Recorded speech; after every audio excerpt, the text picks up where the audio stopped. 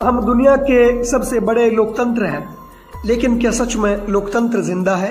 संविधान हमें अधिकार देता है, न्याय और समानता का वादा करता है, लेकिन क्या ये वादा अब भी निभाया जा रहा है?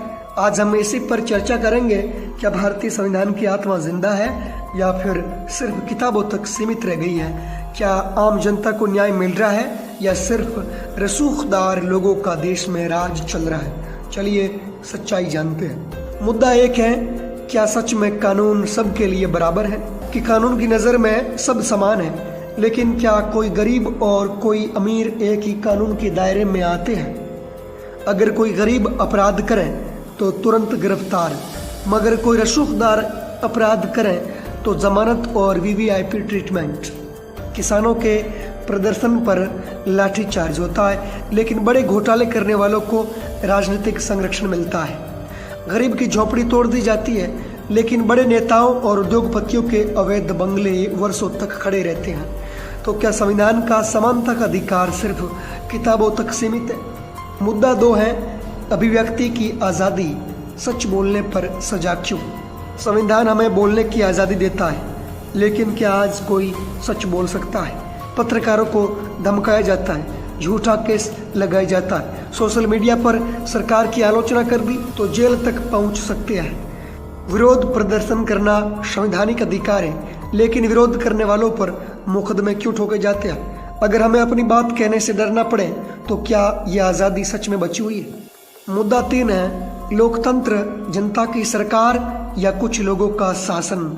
संविधान कहता है कि भारत एक लोकतांत्रिक देश है, लेकिन क्या जनता की आवाज़ सुनी जाती है? चुनाव हर 5 साल में होते हैं, लेकिन जनता सिर्फ वोट डालने तक सीमित रह गई है। जनता को बिजली, पानी, शिक्षा, रोजगार हर चीज के लिए संघर्ष करना पड़ता है, लेकिन नेता अपने ऐशो आराम में लगे रहते हैं। संसद में जनता के मुद्दे कम और व्यक्तिगत हमले ज्यादा होते हैं। बड़े कॉरपोरेट की सुनवाई तुरंत होती है, लेकिन आम आदमी की फाइल सरकारी दफ्तरों में धूल खाती रहती है।